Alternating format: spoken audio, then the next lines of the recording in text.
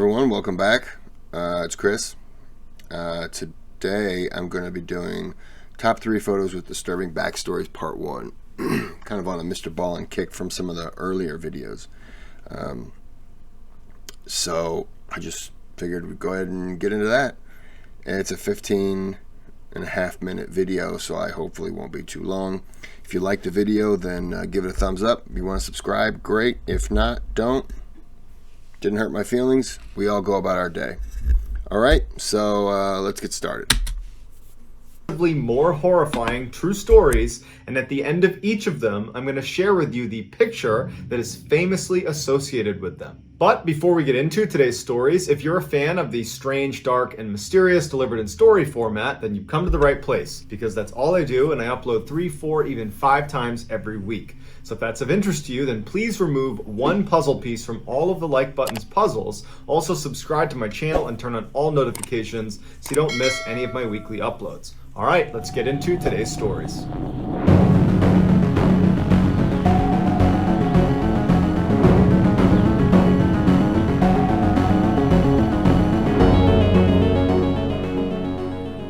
In 1909, Loana Constantinescu was a 27-year-old woman living in the Romanian city of Timișoara. Loana was a devout practitioner of Zoroastrianism, which is one of the world's oldest organized religions that began in ancient Persia and is now practiced primarily in East Asia. In the city that Loana was living in, it was majority Christian, and they looked at Zoroastrians as witches. As such, Loana was persecuted and ostracized primarily by these 2 Christian ministers that spread a rumor that she was drinking the blood of local children and that she worshipped Satan. That rumor would spread and grow to the point where everybody knew Loana as like the singular witch of all the Zoroastrians in the city, and it ultimately incited this angry Christian mob to storm her house on October 21st, 1909, and rip her into the streets and savagely beat her to within an inch of her life. She would survive this lynching, and she would be taken to a hospital where she'd be treated for severe blunt force injuries and lacerations. But after 2 days of being in the hospital, when she had not made a full recovery at all, she checked herself out and headed home. The next day, Loana was found dead in her apartment, and her family and friends initially believed that she had died as a result of the injuries she had sustained from the angry mob, and that perhaps she had checked herself out of the hospital too soon, and untreated, that's She thinks she is Tupac. why she must have passed away early. But when the authorities arrived at her house and began looking at the scene, it did not look like she had died as a result of those injuries. It looked more like some sort of ritual suicide.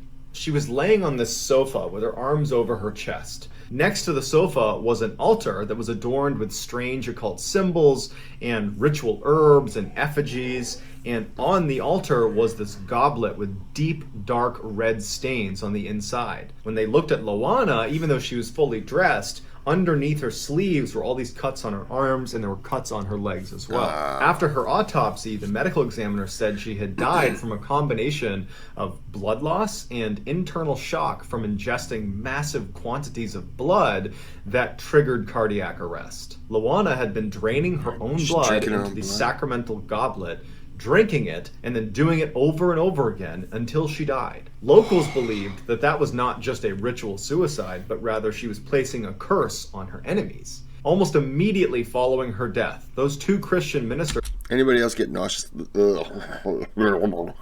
Just get nauseous at the thought of just drinking your own blood repeatedly. Curse or not, this is nasty.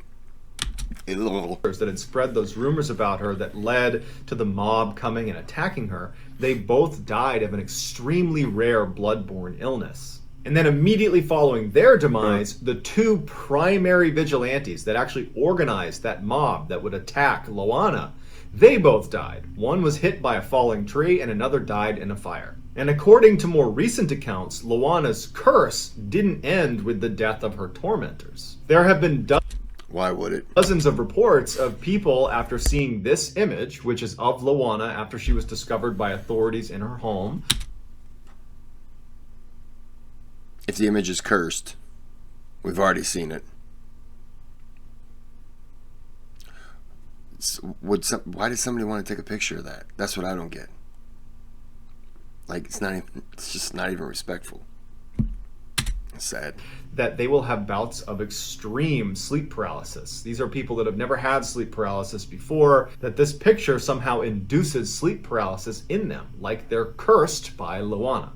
And so now that you've seen this image, you're cursed too. So Thanks, you're Mr. B. I'll let you guys know.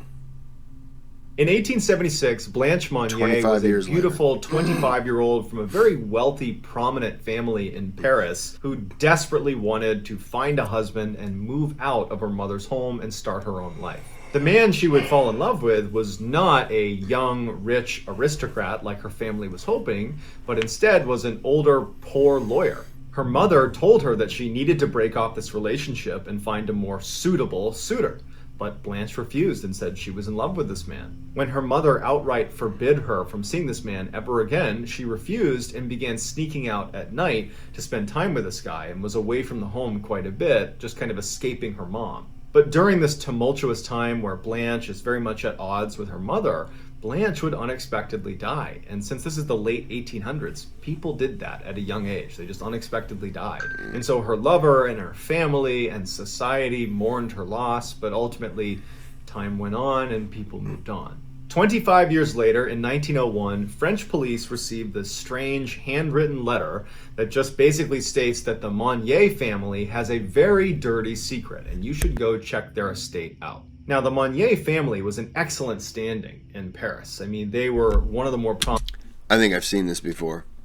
I think I know where this one's going. I think I think I see the picture that's related to this, and it's a woman in a bed, I believe. Prominent families.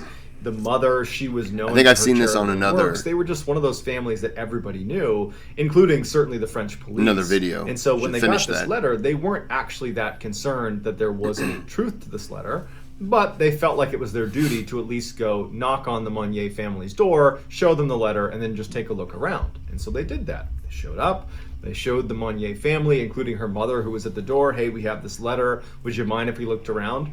The Monnier family was very cooperative. They let them walk around their whole big estate, and the police didn't find anything. As they're chatting in the doorway, getting ready to leave, because this is all just a big misunderstanding, one of the officers turns and looks up a little flight of stairs that they hadn't gone up, and notices a small door that's been padlocked shut, and it's the only door at the end of this one stairwell. And he says off the cuff to the family, well, what's in that door up there? And Blanche's mother says, oh, that's a supply closet. You know, our assistants come in and they'll go in there and use that. And the French police officers say, well, would you mind if we just poked our heads in? It's the only space we haven't checked. And since we're already here, we'll just check that box. We'll go in there and poke our heads in. At this point, the Monnier family says, no, we're not going to let you go in there because you don't need to. It's just a supply closet. Now the police say, you're going to go ahead and open up that door. At which point the family says, no, we're not. So one of the officers tells the family to stay right here, while the other officer goes up the stairs to try to break open this lock and see what's in there. As soon as he's right outside the door,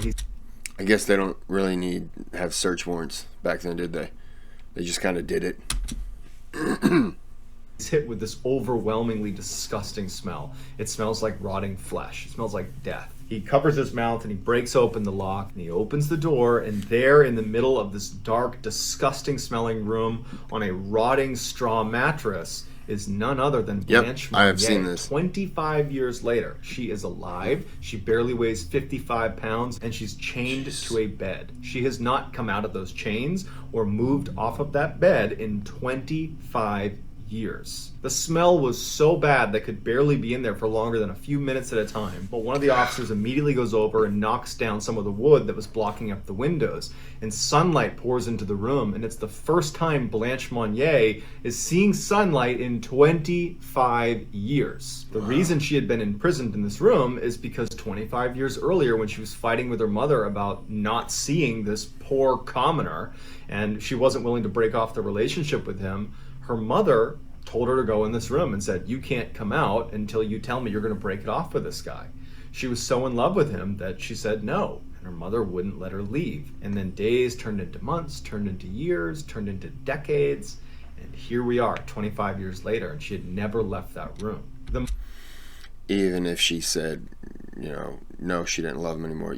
Once you've went down that road for too long, that you just can't turn it back. But once it goes into a year, and if you're talking about, no, she died, yeah, there's no coming back from that. That kid has to spend the rest of its life behind bars, so to speak. Mother and the brother of Blanche Monnier were arrested, and the public found out about this. And it incited a huge mob that went to their house. And it actually caused Blanche Monnier's mother to have a heart attack. And she would end up dying only a couple of days later. Good. And so she never had to serve any jail time or really answer to any of her crimes. And the brother was complicit in what was happening to Blanche Monnier, but he kind of weaseled his way out of it. As for Blanche Monnier, she was remarkably lucid when she came out of that room. And she commented on how lovely it was to breathe fresh air and to be in sunlight. She was brought to a hospital where she did make a recovery, but she was so screwed up from being in that room that she didn't really know how to function in society anymore. And so she was moved to a mental institution, and unfortunately she died about 10 years later. Wow. I can't imagine that. On October 13th, 1972, Uruguayan Flight 571 was flying from Uruguay to Chile for a rugby game. On board were 45 Alive. people. This is that movie Alive, I pilots believe. And crew. The other 40 were the rugby team and their friends and relatives. So they take off and they're making their way to Chile, and the pilot was relatively inexperienced, and he made a fatal mistake. He believed it was time to make their descent into Chile, but he was actually about 70 kilometers early. So as he's descending through the clouds, he believes he's going to see a runway and land this plane. Instead, he sees the Andes Mountains, and it's too late to pull up out of the way. He basically nicked the mountain, causing the plane to start tumbling down at breakneck speeds, 350 kilometers per hour. As it's tumbling Anyone ever died in a plane crash? Let me know. down the mountain, the tail breaks off and 7 people are sucked out immediately that all perish. It's blazing down this mountain, and then it comes to a crashing stop where on impact it kills the 2 pilots. But miraculously, of the 45 people on board, 33 were still alive when all the dust settled. But that night, 5 more people would perish from the freezing temperatures, and within a couple days of this crash landing, another person would die. Those who were still alive that weren't in a coma or critically injured used luggage and debris from the plane and seats to create shelter. And they actually started pulling out lipstick from inside of some of the passengers' luggage, and they tried to write SOS on the outside of the plane because the fuselage was still pretty clearly intact, but they didn't have enough lipstick. They didn't have any medical supplies, and they didn't have proper clothing for the temperatures they were in. They did not anticipate being in minus 30 degrees Celsius temperatures for extended periods of time. They also had very, very little food, and it was running out very quickly. In a very cruel twist of fate, they actually found a working radio that allowed them to tune in and listen to the media as they tried to find them. And so they had to listen in horror after about a week when the search was called off because no one knew where they were, and the assumption was they must have all died in the crash. When the food finally ran out, survivors began eating the seats inside. How heartbreaking is that you're listening to it and they call off the search? I can understand, like, if it's in the ocean, because then it would go underwater. But, like, you would figure you would still be able to search. Yeah. And yeah, you could still search, because when was this, the 60s? I mean, they could still use satellite images and stuff like that. You could still comb areas. I guess it depends on the country. Well, you figure some countries would help, but that's crazy. I mean, just to hear they gave up. I mean, you got to think then, if you're not thinking of an exit plan, then you're dying there. And I would rather die walking to find safety than to just sit there and just wait, because that would be the worst. I would live longer probably sitting there and waiting, but I couldn't do that. The plane, the leather and the cotton. But as they're doing this, they know what the next step has to be if they're going to survive. They need to eat the dead. And so on day 9 of the ordeal, the survivors ate the pilots. And they chose the pilots because they were the only people amongst the dead that they didn't personally know. The rest of the dead that they would ultimately eat were their friends and loved ones. Now, naturally, these people did not want to become cannibals, but virtually everyone, out of a need to survive, was able to make the adjustment. There were some people that couldn't, including one woman who didn't eat and ultimately died of starvation on day 60 because she's probably the lady going, we need to figure out how to make yogurt out of snow. And they were like, what are you talking about? Just eat this butt cheek and shut up. was not prepared to do what was necessary to survive.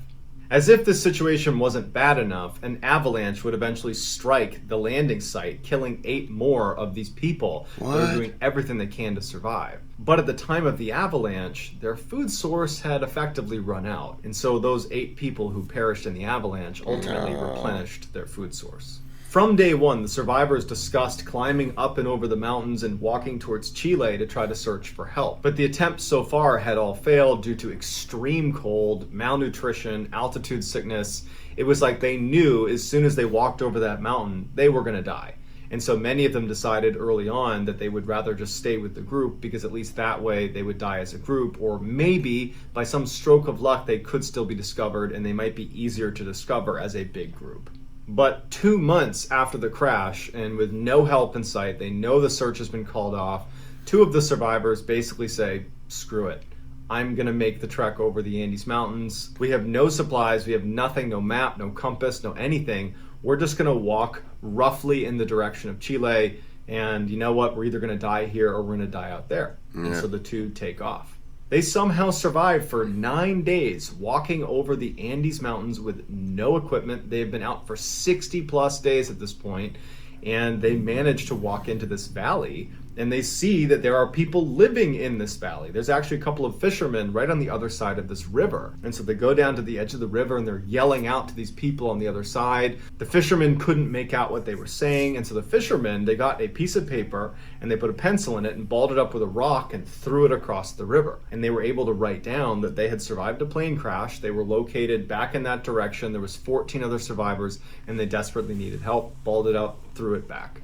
3 Chilean helicopters were spun up and sent off in their direction, and the 14 other survivors were able to be picked up, brought to safety, and all 16 would make a full physical recovery.